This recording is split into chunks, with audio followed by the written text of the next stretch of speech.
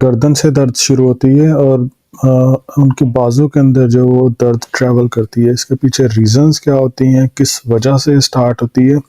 हम लोग मोस्टली इस चीज़ को कंफ्यूज करते रहते हैं कि हमारी बाजू के पीछे वाले पट्टे के अंदर या आगे की तरफ जो है, ये जो पट्टे हैं इनके अंदर दर्द है। एक्चुअली ऐसे नहीं होता। आपके जो पट्टे हैं उनमें दर्द नहीं होता। अगर आपकी गर्दन से स्टार्ट होकर और आपकी बाजू तक आ रहा है तो ये रीज़न्स हो सकती हैं, जिसको सर्वाइकल रेडिकुलोपैथी कहते हैं। इस वीडियो के अंदर मैं बड़ी सिंपल लैंग्वेज के अंदर आपको समझाने की कोशिश करूंगा कि सर्वाइकल रेडिकुलोपैथी एक्चुअली होती क्या है और ये किस वजह से होती है। अगर आपको हो गई है तो आप क्या करेंगे कि आपकी ये कंडीशन आप अपने घर में ही ट्रीट कर सकें। अगर घर में ट्रीट नहीं कर सकते तो फिर आप कब जो है फिजियोथेरेपिस्ट को विज़िट करेंगे या अपने ऑर्थोपेडिक को विज़िट करेंगे। सो इस वीडियो के अंदर हम ये चीज़ें समझने की कोशिश करेंगे। अभी जो मैं आपको पिक्चर दिखा रहा हूँ, इसके अंदर सर्वाइकल रेडिकुलोपैथी को थोड़ा सा डिटेल्स के अंदर एक्सप्लेन करने की कोशिश की गई है। वो मैं आपको इजी लैंग्वेज के अंदर आपको समझाता हूँ। हमारी रीढ़ की हड्डी जो है वो एक हड्डी नहीं है बेसिकली, वो मल्टीपल इतनी सारी रीढ़ की हड्डी के वर्टिब्रास हैं, जिनको आम जुबान में हम मोहरे कहते हैं। इनके जुड़ने की वजह से बनते हैं। तो ये जो ऊपर वाला रीजन होता है इसको सर्वाइकल कहते हैं। ये जो सेंटर में यहाँ पर है इसको थोरेसिक कहते हैं। ये लंबर है और लास्ट पे सैक्रल और कॉक्सीजियस रीजन्स होते हैं। सो इस तरह से इसकी डिवीजन होती है। तो ये जो ऊपर वाला हिस्सा है इसको कहते हैं सर्वाइकल। ये जो हमें यहाँ पे शो किया गया है कि सर्वाइकल स्पाइन है। अब इसमें डिफरेंट वर्टिब्रास होते हैं, डिफरेंट मोहरे होते हैं, जिनमें से हराम मगज़ ने पास करना होता है। सो ये जो अभी आपको नज़र आ रही है साइड के ऊपर पिक्चर, ये एक छोटा सा एरिया है यहाँ पे और उसको जूम किया गया है ताकि आपको अंदर का सारा मटेरियल दिखा सके। ये जो अभी आपको नज़र आ रहा है ये हम ऊपर से देख रहे हैं। यहाँ पे तो हम पीछे से देख रहे हैं ना, ये जो लेफ्ट साइड के ऊपर पिक्चर है यहाँ पे हम ऊपर से देख रहे हैं, इसलिए हमें इस तरह से शो हो रहा है। तो आपकी MRI के अंदर भी ये वाला स्कैन आता है। तो ये जो हमें नज़र आ रहा है इसको हम स्पाइनल कॉर्ड कहते हैं, जिसे हम आम उर्दू ज़बान में हराम मगज़ कहते हैं। और ये हमारी डिस्क है जो कि रीढ़ की हड्डी के मोहरों के बीच में होती है। कभी कभी इस डिस्क की स्लिप की वजह से हमारी करंट की तार जो वो दब जाती है। इसके दबने की वजह से ये तार अब जहाँ जहाँ पे सप्लाई करती है वहाँ वहाँ पे पेन होती है, वहाँ वहाँ पे सुनपन होता है, जिसको हम सर्वाइकल रेडिकुलोपैथी कहते हैं। अभी ये जो आपको पिक्चर नज़र आ रही है ये हमारी सर्वाइकल स्पाइन के रीढ़ की हड्डी के मोहरे हैं। सो सर्वाइकल स्पाइन के वर्टिब्रास हैं जो कि आपको इस एनिमेशन के अंदर नज़र आ रहे हैं। सो इसके अंदर अगर आप गौर करें इनकी थोड़ी थोड़ी शेप में डिफरेंसेस हैं। तो हमारी जो सर्वाइकल स्पाइन है जो स्कल के नीचे होती है वो थोड़ी सी फ्लैट होती है, उसकी शेप उस तरह की नहीं होती जिस तरह से रीढ़ की हड्डी के दूसरे मोहरे होते हैं। सो इस तरह से थोड़े से डिफरेंट होते हैं। अब मैंने बताया कि ये सर्वाइकल स्पाइन है पूरी। सो जो पहला पहला ऊपर लगा हुआ है इसको कहते हैं C1, ये C2, C3, C4, C5, C6, C7 और C8 तक जो चलता है। और इसके अंदर ये मैं आपको डिफरेंट क्यों बता रहा हूँ, ये मैं इसलिए आपको डिफरेंट बता रहा हूँ कि जो C5 है इससे ये इम्पोर्टेंट हमारे लिए बहुत ज़्यादा है। ये इम्पोर्टेंट इसलिए है इस चीज़ को समझना कि किस रीढ़ की हड्डी के मोहरे का दर्द है। लाइक हमें C5 का दर्द है, C6 का है, C7 का है या C8 का है। यानी हमारी करंट की तार C5 और C6 के बीच में फंस गई है या C6 और C7 के बीच में फंस गई है या C7 और C8 के बीच में फंस गई है।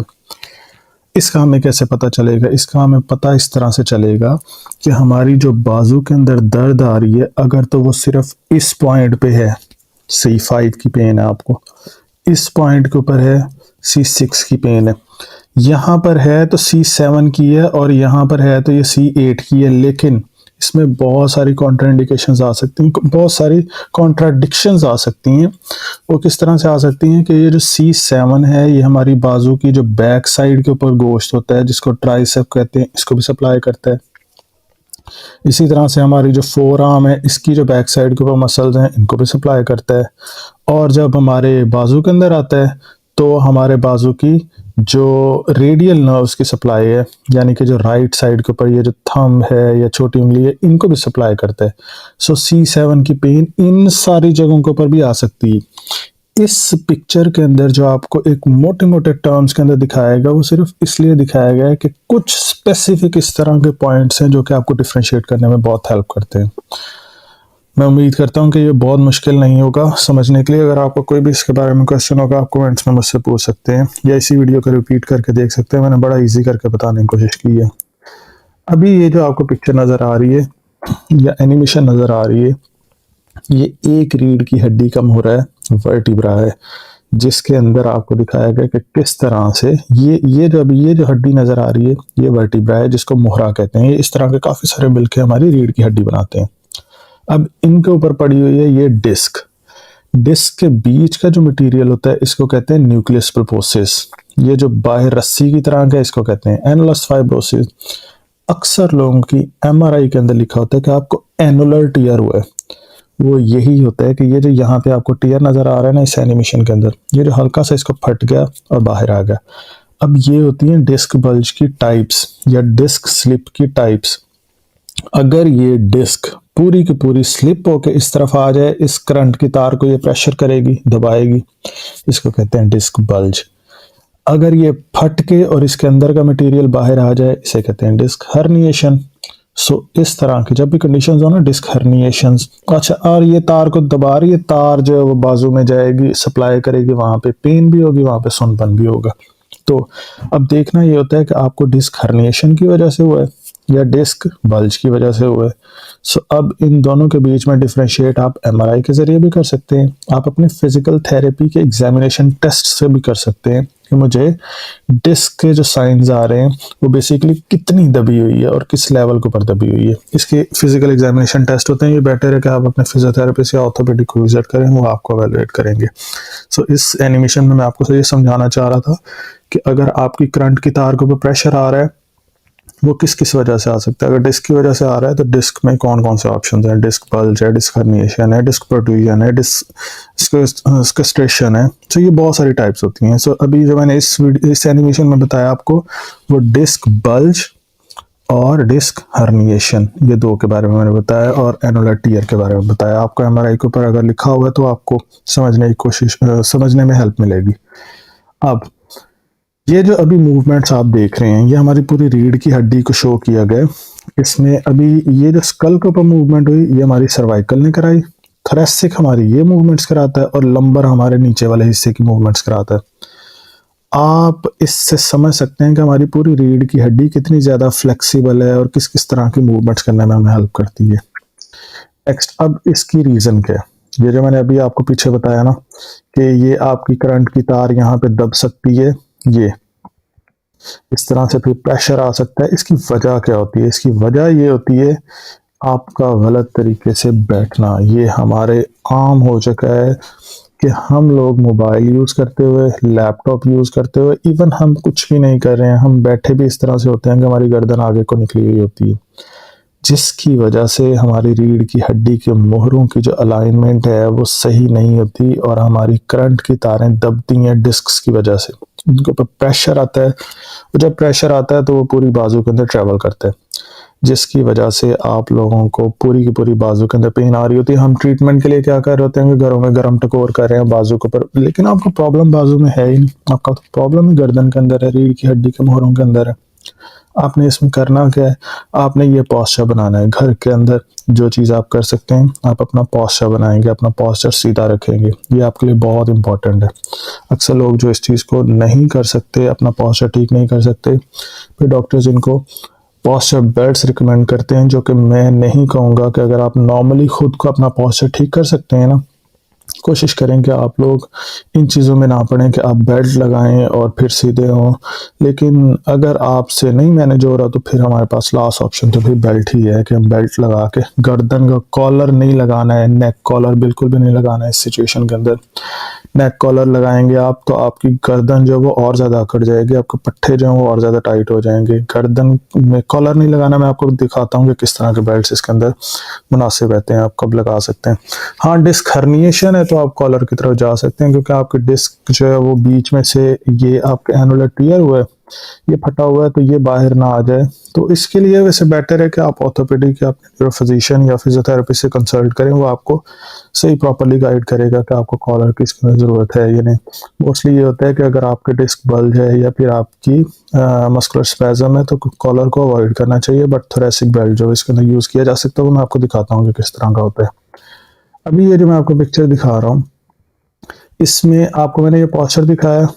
यहाँ पे आप बच्चे का ज़रा पॉस्चर चेक करें, क्योंकि इन्होंने वेट बहुत ज़्यादा उठाया है बच्चे ने, जिसकी वजह से उसका फॉरवर्ड हेड पॉस्चर बना हुआ है, गर्दन आगे की तरफ गई हुई है। जस्ट इमेजिन आप कर सकते हैं कि बच्चे के रीढ़ की हड्डी के मोहरों के ऊपर कितना ज़्यादा प्रेशर आ रहा है और करंट की तार के ऊपर कितना ज़्यादा कंप्रेशन आ रही है, जिसकी वजह से इसको भी पेन हो सकती है, बाजू में दर्दें होनी है, पट्टे अकड़े हुए हैं। सो ये बहुत कॉमन हो चुका है हमारे पोर पॉस्चर की वजह से। फिजिकल थेरेपी के अंदर बहुत सारे ऑप्शन है इसको ट्रीट करने के। फिजिकल थेरेपी के अंदर कुछ टर्म यूज होती हैं जिनको नैग्स कहते हैं, इसके अलावा स्नैग्स कहते हैं। ये वो टेक्निक्स हैं जो कि यूज़ की जाती हैं। इनको नेचुरल एपोफिजियल ग्लाइड्स कहा जाता है और सस्टेन्ड नेचुरल एपोफिजियल ग्लाइड्स कहा जाता है। तो ये अप्लाई की जाती हैं, जिसकी मदद से हम हमारी जो करंट की तारों के ऊपर प्रेशर आ रहा है इसको हम ठीक कर सकते हैं। ये हमारे पास ऑप्शन है। इसके अलावा डिफरेंट मूवमेंट्स के साथ किया जाता है। ये भी नैग्स और स्नैग्स की ही ये नैग्स और स्नैग्स की डिफरेंट इस तरह की डिमॉन्स्ट्रेशन हैं, जिससे मैं आपको जो समझा पा रहा हूँ कि किस तरह से हम करंट की तार के ऊपर आने वाले प्रेशर्स को कम कर सकते हैं। या आप खुद कभी भी नहीं कर सकते। सेल्फ स्नैग्स होती हैं, अगर आप इंटरनेट पर सर्च करें कि सेल्फ स्नैग्स क्या होती हैं तो आप देख सकते हैं। तो वो आप कर सकते हैं टॉवल की मदद से, लेकिन फिर भी बेटर है कि आप अपने फिजियोथेरेपिस्ट को इसके लिए कंसल्ट कर लें अपना, ताकि वो एक डायरेक्शन के अंदर इसको अप्लाई करे। डिस्क हर्निएशन के अंदर ये कभी भी अप्लाई नहीं होता। डिस्क हर्निएशन का सोल्यूशन यही है कि आप अपने एनुलर टियर को रिपेयर कराएं, ताकि आपको बीच का जो न्यूक्लियस बाहर आ रहा है, ये जो मैंने अभी आपको दिखाया, ये जो आपका न्यूक्लियस बाहर को आ रहा है ये ख़त्म हो और इसको रिपेयर कराएं। अगर तो ये टूट गया है या फिर ये टियर हो गया है, तो एनुलर टियर को रिपेयर कराने के लिए फिजिकल थेरेपी के अंदर मूवमेंट्स नहीं कर सकते, आप अल्ट्रासाउंड थेरेपी कर सकते हैं, फोनोफोरेसिस कर सकते हैं, जिसके ज़रिए इसको रिपेयर करने में काफ़ी ज़्यादा हेल्प मिल सकती है। अगर आप इंटरनेट के ऊपर सर्च करते हैं स्नैग्स और नैग्स, तो आप यहाँ पे काफ़ी सारी इस तरह की मूवमेंट्स देख सकते हैं, जो कि बेटर ये होता है कि आप अपने फिजियोथेरेपिस्ट से ही अप्लाई कराएं, क्योंकि सेल्फ स्नैग्स के अंदर भी इंजरी के चांसेस बहुत ज़्यादा होते हैं। अभी मैं आपको बताता हूँ कि थोरेसिक बेल्ट जो मैं मेंशन कर रहा था वो किस बारे में था। जो ये अभी आपको पिक्चर्स नज़र आ रही हैं, ये थोरेसिक बेल्ट्स की हैं, जिनको आप यूज़ करके अपने पॉस्चर्स को ठीक कर सकते हैं। लेकिन कोशिश करें कि आप खुद जो है इसको ठीक करें, अपना पॉस्चर सीधा रखें, जिसके लिए आप एक एक्सरसाइज सर्च कर सकते हैं इंटरनेट के ऊपर, चिन टक एक्सरसाइज। अब चिन टक एक्सरसाइज ये मैं अपनी पिछली वीडियोस के अंदर भी काफ़ी ज़्यादा बता चुका हूँ। ये इस तरह से आपने अप्लाई करना है, दीवार के साथ खड़े हो जाना है और अपनी चिन को नीचे की तरफ टक करना है। ये जो वीडियो चल रही है, ये जो एनिमेशन चल रही है, ये बहुत स्पीड में, आपने इतनी स्पीड से बिल्कुल भी नहीं करना है इसको। तो इसको जितना भी हो सके स्लो करेंगे आप, यानी 5 to 6 सेकेंड्स का आपने स्टॉप करना है और 4 to 5 टाइम रिपीट करना है। हर 1 घंटे के बाद या 2 घंटे के बाद आप इसको कर सकते हैं। ये था सब कुछ हमारी सर्वाइकल रेडिकुलोपैथी क्या होती है, हमारी गर्दन से जो दर्द स्टार्ट होता है और हमारी बाजू तक जाती है, उसकी वजह क्या हो सकती है। आई होप कि आप लोगों को समझ आ गई होगी। अगर कोई क्वेश्चन है नीचे कमेंट्स में पूछें, चैनल को सब्सक्राइब भी करें। इस चैनल के ऊपर बहुत सारी इस तरह की इंफॉर्मेटिव वीडियोस मौजूद हैं। Thanks for watching this video. Please subscribe to this YouTube channel.